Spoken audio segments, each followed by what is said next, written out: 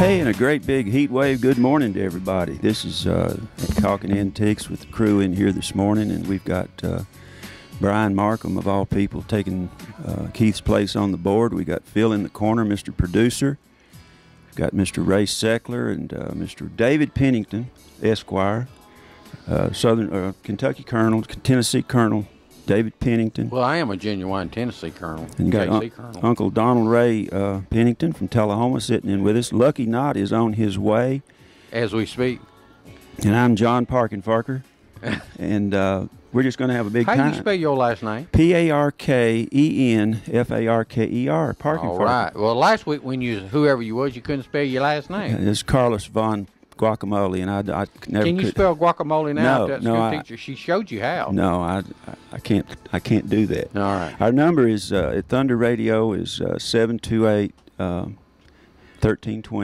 If you want to call in. Our subject this morning is circuses and carnivals, and David and Brian are going to be looking at some prices of some of these old carnival flyers and posters. Is that right? Some of the highest posters ever sold were some of those 200-year-old circus posters. Yeah, well, we've got a lot to learn about the circuses and the carnivals and the background and so on. And Ray has done a little homework, and might be hearing a little something out of Ray. And David wanted to talk some about some of the carnivals and circuses that came through here. And I remember when I was a kid, and when we were kids, some of the things that came through. Do you remember the guy, Donald Ray? Well, you remember the guy that had the flexible? Hang on just a second, Uncle Ray. Why don't you come over here and sit with us until Lucky gets here? Do you remember the guy who got up on the real tall pole that was flexible, and he would get up there in the spotlight and get that thing going? Mm-hmm. And I mean, it was pretty scary. I don't know how high he was, but that top part of that pole would it would flex. And he'd get up there and be upside down and hanging on one arm and one leg. Mm-hmm. Yeah, name I don't remember. I remember seeing it. But yeah.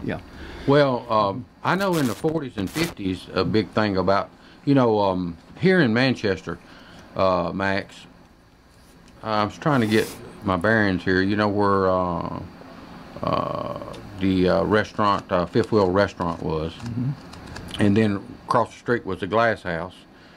And if you're standing looking at the Glass House, to your right there was an open field where that car wash is now. You in the banks there. I think People's Bank had a branch there, but that's where at one time the carnival was. And part of it was where the Cumberland Motel was, right, and where the bank is now. At that time, though, if you remember, they actually had airplanes and give you airplane rides. I don't know when they stopped doing that. Well, we're using the street for runway. I think there was so much land there, right? Oh, okay. That I think they probably landed in the field. Okay. You know, those tail draggers. Yeah, the J3 Cubs probably or something similar. Yeah. Wow. They would, and then I guess there were times later they had maybe a little helicopter ride or something. Okay. Yeah. Okay. I don't remember that. Well, I don't even remember the airplane rides, but one thing that you told me before we got on this the show was that your favorite thing was what, the Hoochie Coochie shows? Is that what you? I don't know what you're talking about. All the time. I do not know what you're talking about. So did you actually slip in like you said, and then go into the tent on the backside? Well, no, this is not. What? I remember the band. What? I remember the band. Yeah. Had this Do you albino. remember what the guy would say? You remember the albino guitar player? Cross-eyed albino guitar player. Do you remember what the guy would say, Max? He would say, "It's showtime. Let's go now. Let's go showtime. now. Let's go now." They draw a big crowd, and Brian now you're saying this from memory, right? From vague memory. Okay. Brian's mom and dad and uncle might remember some of this, but now a big crowd of people would gather on Saturday night or whatever, mostly Friday and Saturday night, and they'd have the girls up there on the stage. And they were an enticement to get you to pay and go into the tent. And then the girls were dressed with bangles and all kinds of shiny things on their hips and their top and everything, and they were dancing around. But the band, now Brian, Phil, you were laughing at this. This guy was a guitar player, and he was a cross-eyed albino guy, and he was playing these old blues licks on a big old electric Gretsch or Gibson guitar, and they had a drummer out there. He might have had a bass player, but I think it was mostly just a guitar and a drum guy. I think I drove for him. Anyway, Hey, Brian. Rex said he thought he drove for him. But anyway, Lucky Knot's in the building. Once he finishes what he wants to talk about, well, let's go to a break and get Lucky set down here. And go ahead, Matt. But anyway, the guy that you're talking about would be standing up there talking to the crowd while the girls were doing their little dance. But what I was going to, what Brian can ask his dad and uncle about was that a lot of people standing in the crowd watching there were people from church, you know. And they were watching to see who went in there. So you had to be real careful. You couldn't just walk up there in front of everyone. Well, that's exactly why you went around the backside, right? Let's take a break, Brian. The Jiffy Burger on the Hillsborough Boulevard in Manchester has been voted as having the best hamburgers in Manchester. Hometown atmosphere, historical memorabilia, and of course those great burgers, salads, chicken, and so much more. It's the Jiffy Burger on the Hillsborough Boulevard in Manchester. Call in orders at 728-4452. You can also order at the convenient outdoor curb service. Hamburgers are made the old-fashioned way at the Jiffy Burger, Manchester's finest hamburgers. Open 7:30 until 9, Monday through Saturday. Shelton Lane Antiques in Manchester has over 5,000 square feet of antiques for treasure hunters to explore. They sell vintage clocks, gas pumps, signs, furniture, and glassware. They have over 3,000 vinyl records and a fully stocked 1950-style general store. Owners Harold and Ruby Shelton have been collecting unique items for years, and you can start or complete your own collection today at Shelton Lane Antiques. Open Wednesday through Saturday, 10 a.m. to 5 p.m. at 100 Shelton Lane, just off 16th Model Road in Manchester, Tennessee. Come look around and plan to stay a while at Shelton Lane Antiques, where we sell antiques, but the history is free.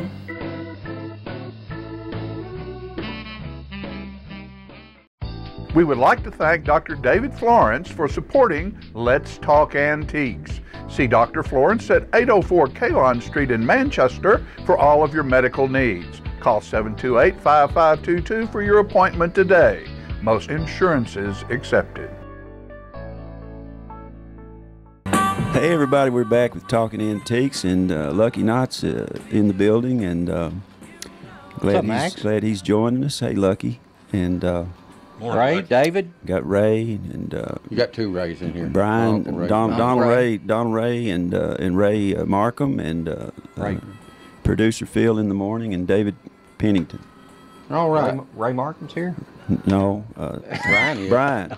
Brian Markham is here, and I would take that as a compliment, Brian. That's right. well, It is a compliment, isn't it, Brian? Tom's his dad, and he's a good guy too. All right, let's get into 728-1320. Go ahead. Let's get into when the circuses began. And according to this article in Antique Weekly, the circuses began when Roman General Pompey, he actually put on a circus, a 5-day performance, free to everybody. That was in Rome, right? Yes. Yeah. Rome, Georgia. Yeah. Yeah. And in the this is the beginning of they have these people that go ahead of the circuses and put out the posters and makes a big deal about the circus coming. Anyway, this early form of advertisement, it advertised there would be 500 lions, and some of the lions would be slaughtered. 20 elephants would take part in the feats of wonder. If that wasn't enough to provide excitement, chariot races and daring stunts would be performed in this. We're talking about 5 days. So I mean, he let all these people come free. Can you imagine 500 lions? Max, I'm confused. I'm really confused. You know why I'm confused? You know?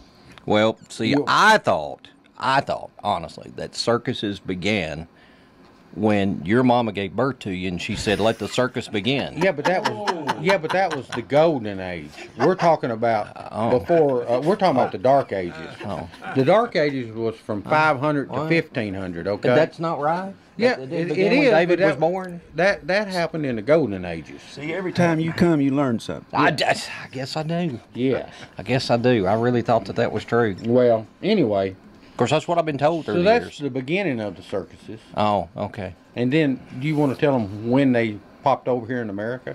1793. Well, yeah. Boy, I'm smart. Now. Yes. I'm just wow. Well, I mean, you ought to be smart. I've got it highlighted and I've got it. You weren't supposed to say that. Why? Because you're supposed to make me out to be smart. You are smart. Dave. You got to be smart because you're here, Lucky. Okay, so they crossed the Atlantic Ocean. Yeah. And they came over here. Mm-hmm. And acrobats. You know, that's a lot of about, circuses. Yes. That's what I went to see. Mm-hmm. I don't know about you. That wasn't, when it came to America, there wasn't no elephants and stuff. Right. It wasn't until in the early 1800s that they actually had elephants in the show, and the first one was called Old Bet. Old Bet. Yeah. Old Bet. And Old Bet went down. Yeah. When she died. And she died. Yeah. Then they stuffed her. Yeah. They And she stuffed still drew a lot of people. Now wait a minute, a stuffed elephant. Can you imagine how long that took? Well, think about it. How many people in the rural, though, or in the cities would ever seen an elephant? That's Stuffed true. or alive, That's it was true. still a big draw, right? That's true. Yeah. I'm thinking about getting you stuffed if you ever pass away. What do you think? And display you up the I restaurant. think you should. Okay. I think you should. But when they It'd draw a crowd. well, when they talked about stuffed elephant, Throwing darts. yeah, Yeah. I don't know though. It's Don't. well, big as that forehead is, it wouldn't. When the freak shows start? When you started going to the circus? Yeah, that's it. Hey, you told me to add something to the show Yeah, today, okay. so I am. That stuffed elephant was the beginning of freak shows. Don't you see? It wasn't about you? That's the golden age. Now we're talking about the dark ages right now. I thought it happened when you wrestled that bear. Yeah, well, I did do that, didn't I? See, he couldn't enjoy the carnival. He'd be walking down the midway, and they were offering him a job. Now that would be true. Bear wrestling? No, just a job in period. Just, whatever. A job? Yeah. Yeah. Freak show, like, bearded woman.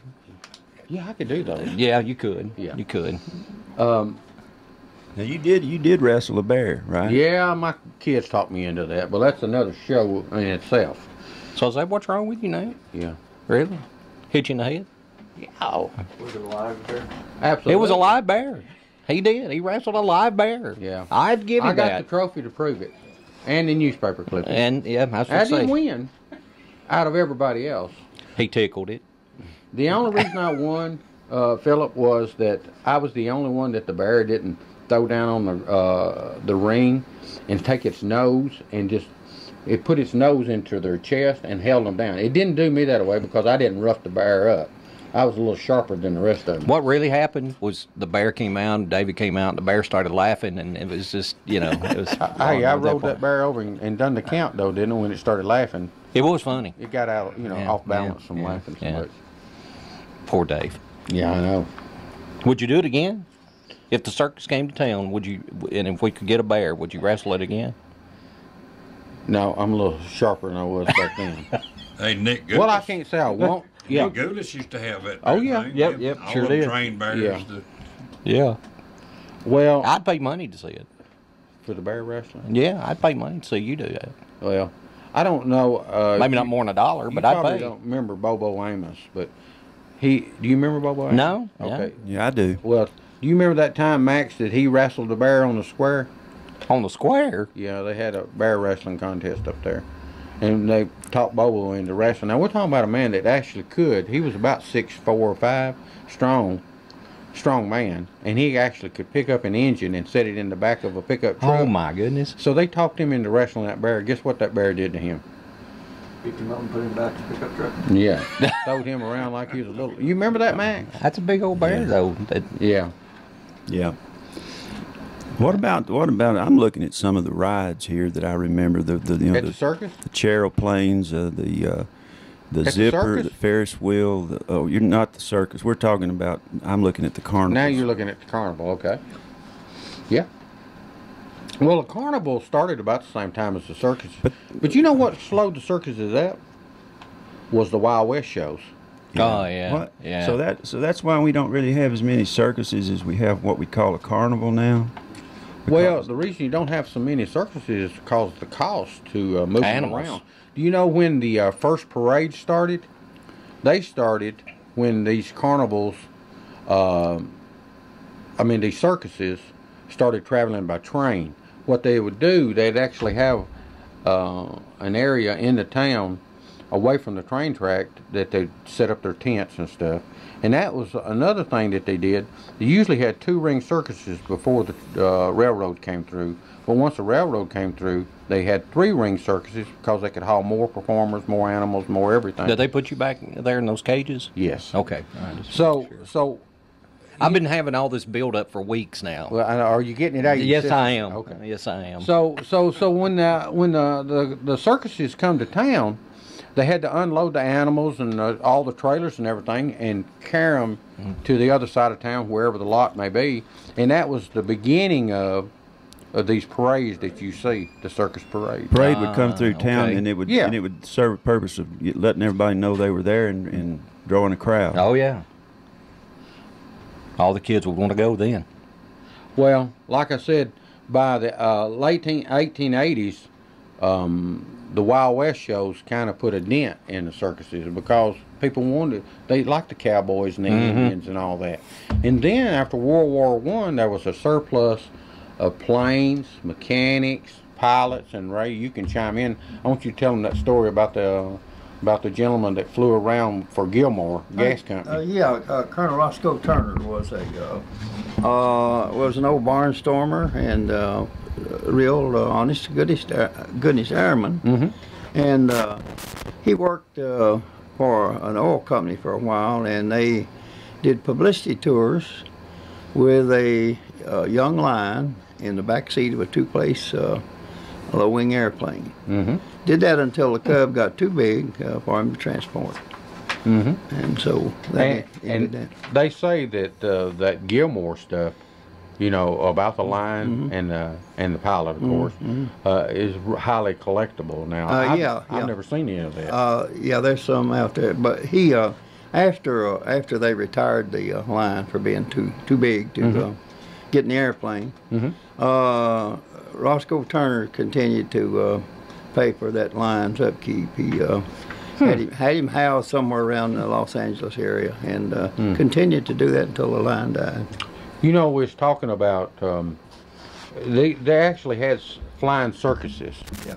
And these circuses would travel around just like the regular circuses. Yeah, the barnstormers, you know, they had these Jennies, World War II Jennies, and some other aircraft, and they would go in and, you know, do the usual hype, trying to, what they'd do, they'd fly around a neighborhood and sort of alert people that there was a, you know, potential for some airplane rides, and to see an airplane, you know, and so they'd find a spot to land and make arrangements to get gasoline out there to, you know, from some of the locals. You know, it wasn't an easy thing in those days. Yeah, we're talking about after World War I. Yeah, exactly. Now, yeah, after World War I, 50 cents and $1 was a lot of money. Yeah. So you could either take the short flight for 50 cents or a long flight, which I don't know how long a long flight would be, for $1. That was a lot of money. Yeah. And myself, years later, in Oshkosh, Wisconsin, I had never ridden on a Ford Trimotor. And they were doing barnstorming type rides at Oshkosh. And I managed to get aboard a Charlie Myers, and I used to live in Manchester. And he and I used to fly up to Oshkosh every year. Well, that particular year, which I think was somewhere around 1978, a guy from Kansas had a Ford 5AT Trimotor. And I don't recall what we had to pay to get aboard and do like a 10-minute flight. I bet it was expensive. It was a neat experience. Yeah. Really was. In fact, I've got some pictures somewhere of it. Yeah. What I thought about, you know, these flying circuses, what I thought about was look at the dollar value now of these old airplanes. Of course, it was like when Roy Rogers moved to California, he needed some transportation. So he bought a 1920-something Harley for $7.50. You know, back then, you know, the value wasn't there for this kind of stuff, but it is now, isn't it? Yeah, if you can find it. Brian, how much time do we have for a break? 5 minutes? Well, good. Let's look up some circus posters and stuff. A Harley Davidson for $750. Yeah. I don't think you can do that now, Max. You say I can't believe. It's hard to believe. It's hard to believe. Well, I know it, but believe it. Prices now compared to that. Think wow. about it. A T-shirt costs more than that. Boy, that's the truth. So he's looking up. You got any old posters like that? Circus posters? I tell you what I do have. I do have some movie posters. Do that you? are framed. Yeah. Okay. What do you got there, Brian? Well, the first listing is at the circus, Marx Brothers, a 1939 poster, and it looks like it sold for $7,700. Whoa. Whoa. Have you got one of them, Lucky? No, I wish. Mac? No. Right? No, sir. Well, it looks like That was a Brian. That was a movie, wasn't it? Yeah. Movie poster, right? Yeah. Uh-huh. The circus was featured in a lot of major movies Well, in the old days. since you said that, you're right. Lancaster. In the movies, I wrote this. Let's see, I wrote that down somewhere. How many? 136 different movies was filmed about circuses, and 21 songs, as far as I can find, were written about circuses. So, back to the posters. It looks like the others are in the $1,000 to $2,000 range. Here's one that sold for $2,600, a Barnum and Bailey circus poster from 1896, featuring lady performers and Miss Dunbar. Hold that thought right there a minute, Brian, before we go to another poster. Barnum and Bailey's. You know, Barnum and Bailey started out in the backyard, and it grew to the largest, of course, circus in the world. But how it grew was there were so many brothers that each one of them had a certain job. Lucky, read this read this little article about Barnum and Bailey. Okay. Read it to the public. All right. So, Gus, the advertising. Al selected the acts for the show. Otto was the treasurer. John took care of transportation. Charles produced, and Henry attended each performance and made adjustments. All right, go ahead and read the rest of that little short. All right, the Ringling Brothers purchased the Barnum and Bailey Circus in 1907 and merged with them in 1919, billed as the greatest show on earth. The Ringling Brothers and Barnum and Bailey Circus is still touring as we speak. Yeah. One of those movies was called The Greatest Show on Earth, and it had Charlton Heston, Jimmy Stewart, Cordell Wild, and they had a train wreck, and all the animals were either injured or turned loose, and then I think Jimmy Stewart's character was a clown, and he was on the run from the law. He was a doctor. He was a doctor. He was a doctor. Anyway, that was a good movie. Anyway, the demise of the circus, we had, when I was a kid, we had circuses come through here, but they weren't anything like the size of the fair with all the rides and everything. Right. And we would, Ray was talking about going out to those plane rides. We had a man here in town, Mr. Humphreys, that lived over on Carter Street. And he had a plane in his garage with the wings taken off. And on Sunday afternoon, when there was a carnival out there in the field out there where the carnival or a circus? I'm sorry, it was a circus. It was a big top, and he would Mr. Humphreys would load that plane up on a I don't know if it was a Piper or I don't know what it was, but he'd take that thing out there, and he just lived down the street from me, and he would put that thing together out there, and then he would take kids and people on rides out there, and they were, like you said, some were short and some were long, but he'd take off out there in those fields out there now where the Powers Apartments are now, right off Hendrickson Drive, close to the fairground. Yeah, you know, Philip Ashley is credited to being the father of the modern day circuses. When he opened the first circus in 1768. 1768. He was the father of the modern day circuses. Wow. I mean, circuses have come a long way. Brian, ain't it about break time? It is. Let's take one. All right, we'll pause. You're listening to Let's Talk Antiques on Thunder Radio. All right, we're rocking right along. Shelton Lane Antiques in Manchester has over 5,000 square feet of antiques for treasure hunters to explore. They sell vintage clocks, gas pumps, signs, furniture, and glassware. They have over 3,000 vinyl records and a fully stocked 1950-style general store. Owners Harold and Ruby Shelton have been collecting unique items for years, and you can start or complete your own collection today at Shelton Lane Antiques. Open Wednesday through Saturday, 10 a.m. to 5 p.m. at 100 Shelton Lane, just off 16th Model Road in Manchester, Tennessee. Come look around and plan to stay a while at Shelton Lane Antiques, where we sell antiques, but the history is free.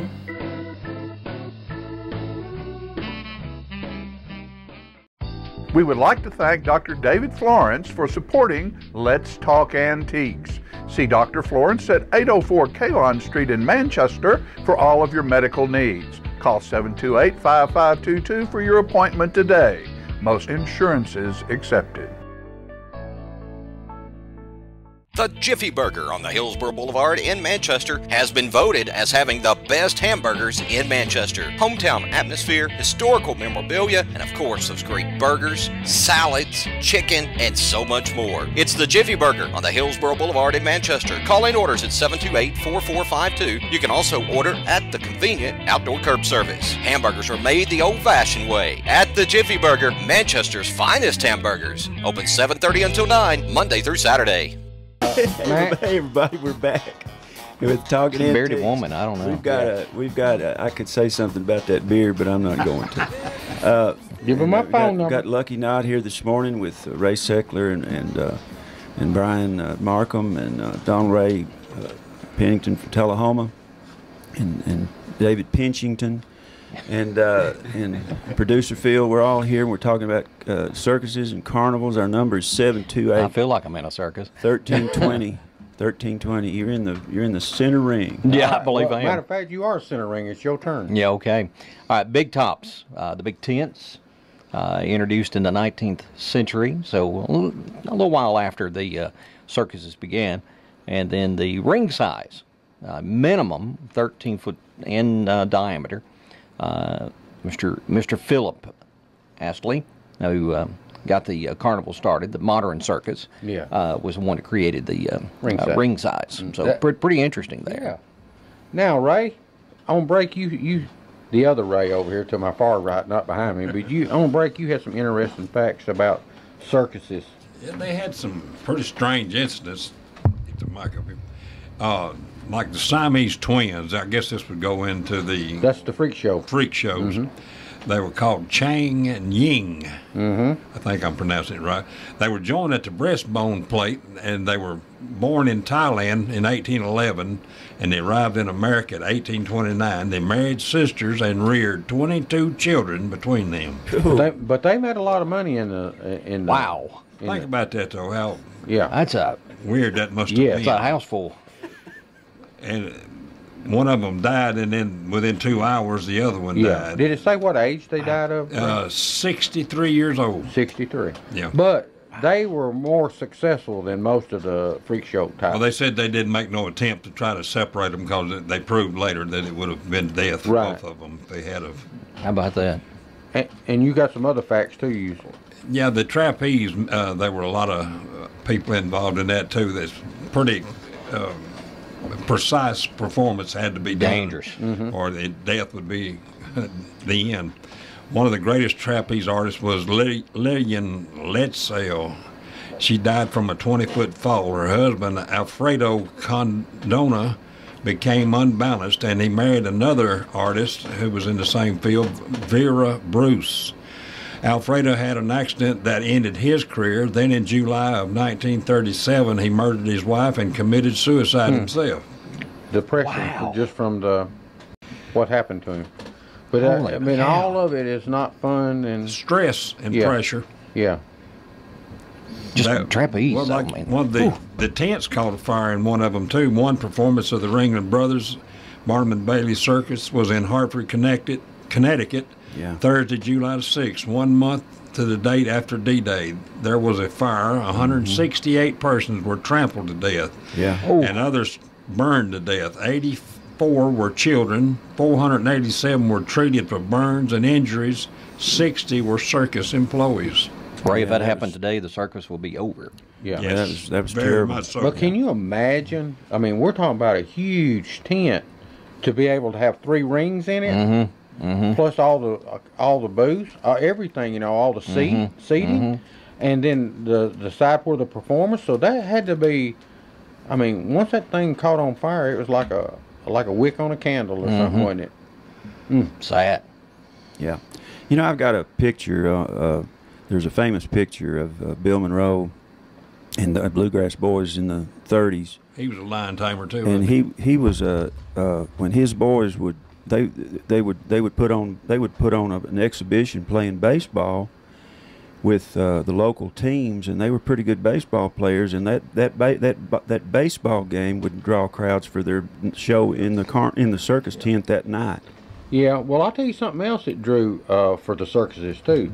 Lucky, read this little short paragraph about what else drew to the many circuses were headlined by famous Hollywood Western stars, including the Tom Mix Circus, Hopalong Cassidy, of course, Roy Rogers, Gene Autry. Many Western stars material is even more collectible, since usually featured not just the star, but some of their famous things that they did, such as the horse, you know, Roy Rogers' horse. I think we got a call, Lucky. All right. Hey, go ahead, caller. Hey, how you guys doing today? Good morning. Good, doing great. Long time listener, first time caller. Oh, great.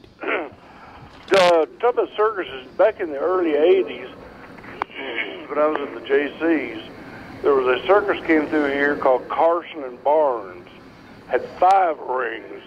That was the biggest tent I'd ever seen in my life. Where'd they put it up at? Out there at the fairgrounds. Wow. Where the carnival is right now. It's just in that area.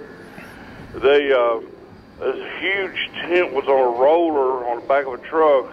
They rolled it out, and they used the elephants to put this thing up. Really? Yeah, that's It was worth the price of admission just to watch it put this tent up, take it down. Yeah.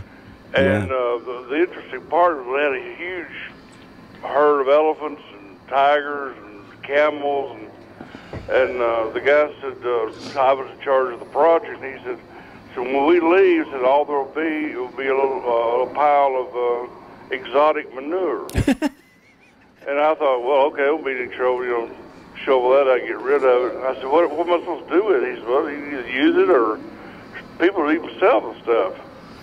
I said, no, I don't know whether to do that. Well, next day I went out there, and there was a pile of manure there that you wouldn't believe. I guess 22 elephants and all those camels and lions and tigers and everything. They had piled it all up. It was bigger than a trailer truck. And the next 2 days, I'm wondering what I'm going to do with this stuff, and then it just disappeared. Apparently, somebody came out there and got every... I bet you that somebody used it.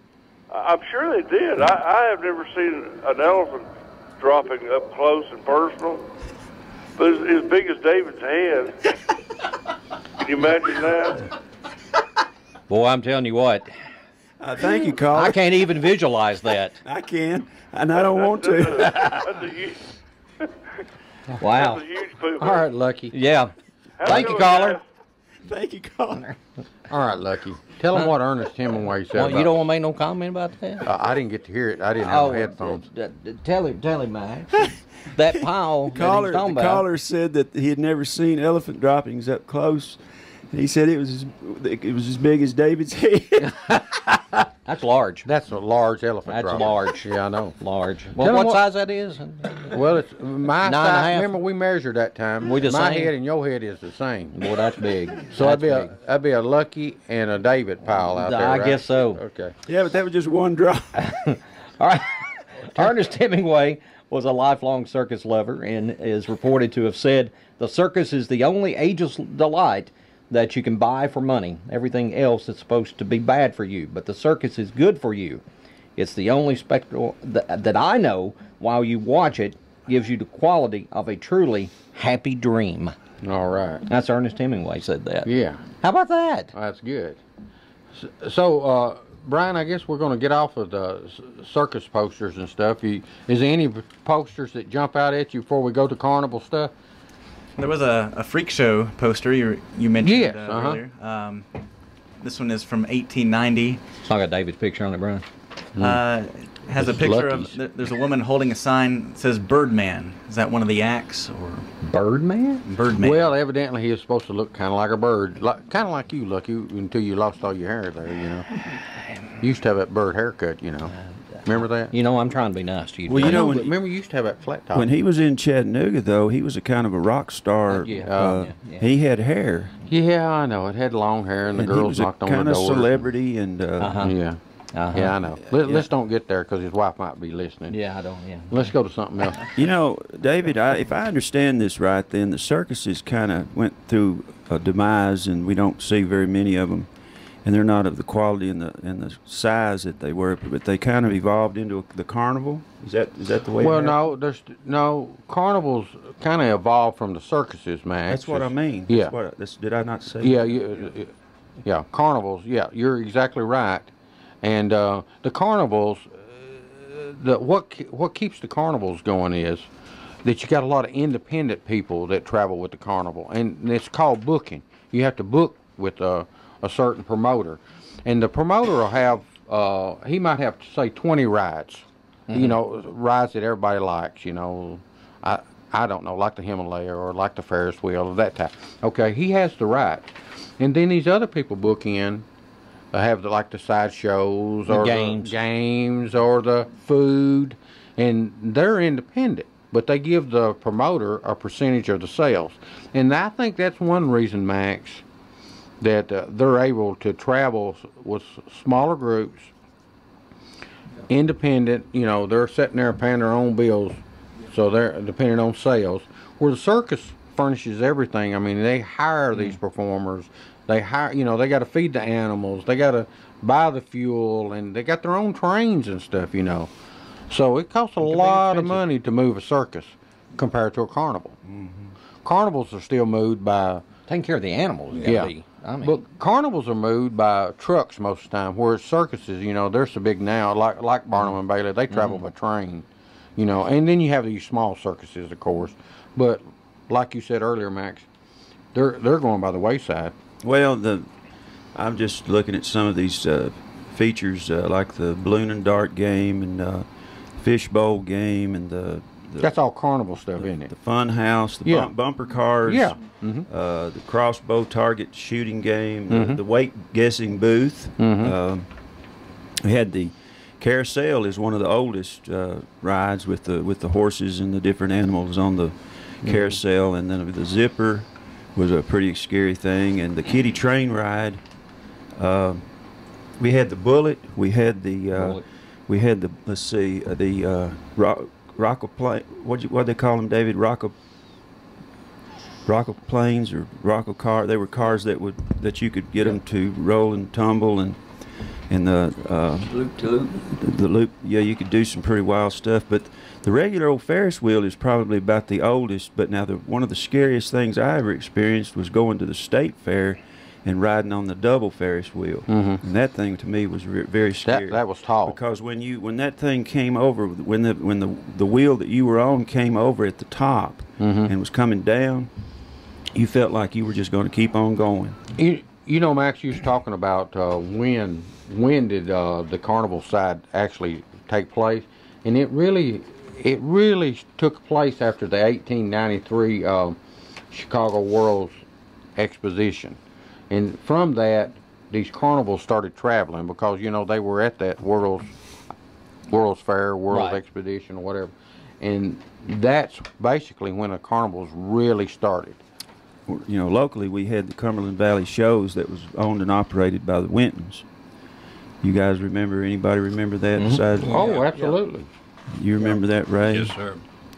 And I remember that Mr. and Mrs. Winton, the old Mr. and Mrs. Winton, lived up there, but where that Parsley glass place is now. They had an old house there, and they spent their winters there in that house. And then in the carnival season, they traveled around with the Cumberland Valley shows. And then when we went out to the fair and the carnival, they had a trailer set up there just inside the gate, and they would greet. Mr. and Mrs. Winton would sit outside under an awning and a couple of chairs, and people would come by and talk to them, and they loved to see all the people coming in. And anyway, break time. Stay tuned, more to come on Let's Talk Antiques. This is Thunder Radio.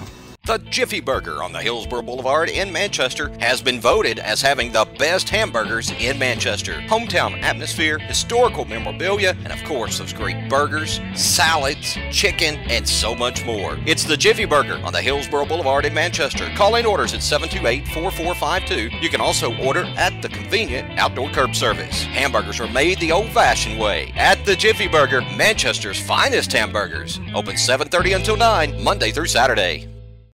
We would like to thank Dr. David Florence for supporting Let's Talk Antiques. See Dr. Florence at 804 Kalon Street in Manchester for all of your medical needs. Call 728-5522 for your appointment today. Most insurances accepted.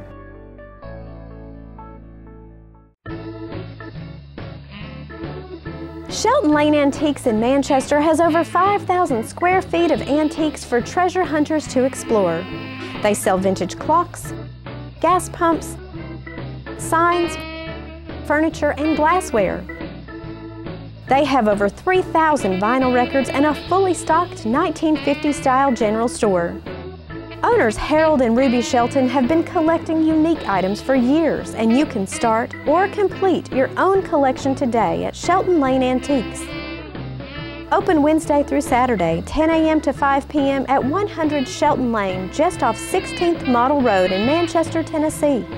Come look around and plan to stay a while at Shelton Lane Antiques, where we sell antiques, but the history is free.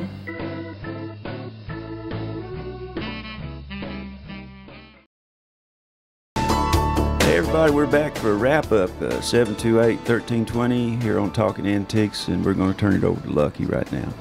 I was talking about the Ferris wheels that were created, and the first one was created right around the World's Fair of Chicago. George Washington Gale Ferris wheel, Jr., Ferris Jr., created the first one. Dave, you said what year? 1893. 1893. Brian looked up something a moment ago on Lake Winnepesaukah. They opened in 1925, you said, 1925. Brian? All right, so the Ferris wheel that is there now, it may have been reconstructed and everything, but it's pretty well the same one. The original one. But I do know that the carousel is still the same one from when they opened in 1925. The boat chute is the Boat chute is the same thing. But the Ferris wheel, of course, the carousel had to be redone because it got chipped and all this, but it is very, very nice. $high-dollar stuff right there when you talk about. Is it got horses on that carousel? And it's got a plate where it was dedicated in 1925, so it's still operating today. Well, see, there is famous people. We've done a show. If you remember, Lucky, we did a show that time on people that carved those animals. Yeah, that's right. So those that's are right. high dollar. High dollar. Hey, Max, before we get into this games and prizes of the carnival, some of the stuff, is there something you wanted to mention? About what about the Calliope? Calliope. Calliope, is that how you say it? Yeah, at the one that belonged to the Winton family. It used to sit out just inside the gate. Yeah. And for just an attraction to create the atmosphere and the excitement of coming into the gate and the carnival, and it was really, like David said, it was something to see. And did you say that it was somebody had it now and that it had fallen from? You know, when the people bought the show from the Wintons, you know, they ended up with it, but it cost so much money to maintain it. I was told, now somebody listening could say something different, but I was told that they'd actually fly somebody from Germany that would come in here and tune that thing, because if you watched it, it had all kind of different instruments. Oh yeah, a lot of moving parts. I don't know how they kept it going.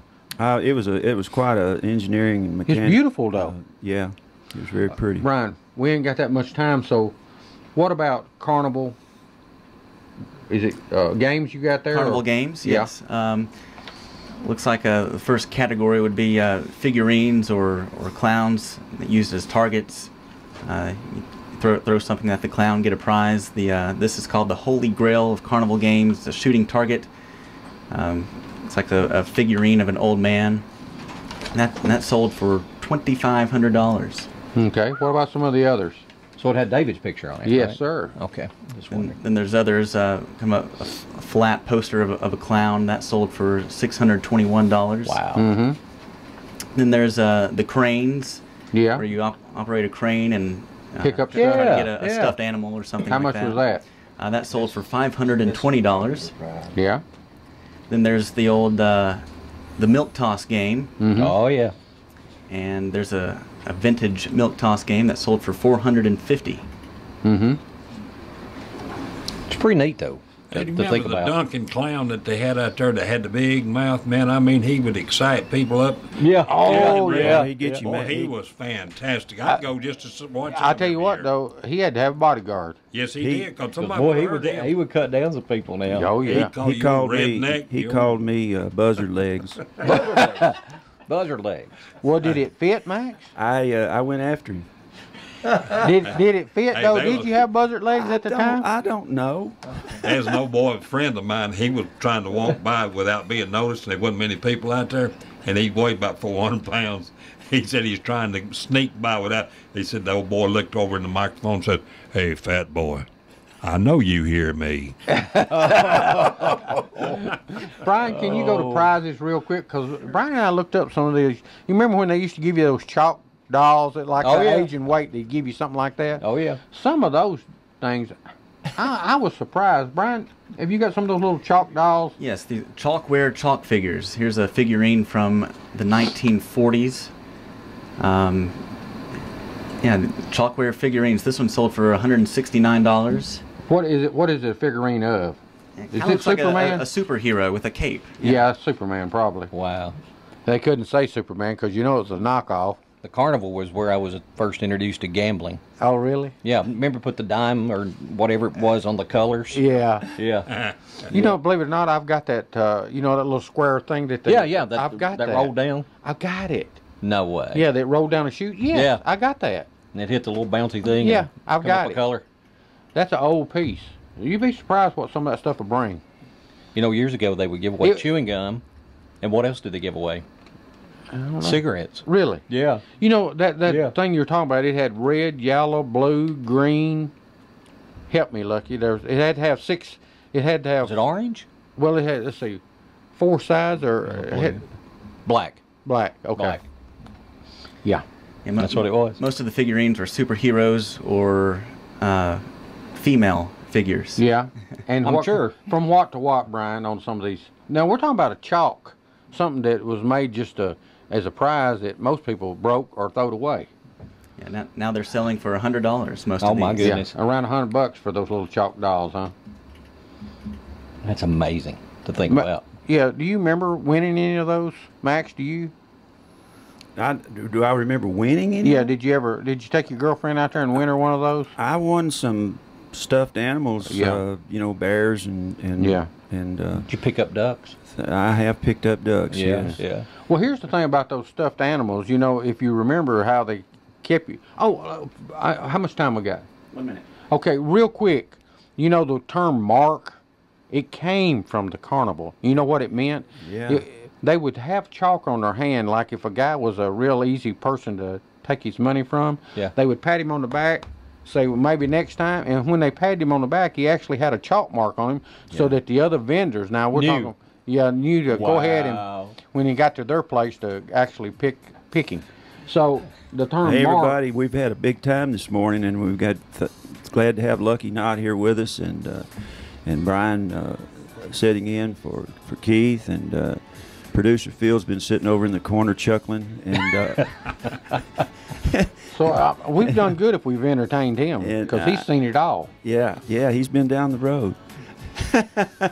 He's been road wet and put up hard. Let's get out of here.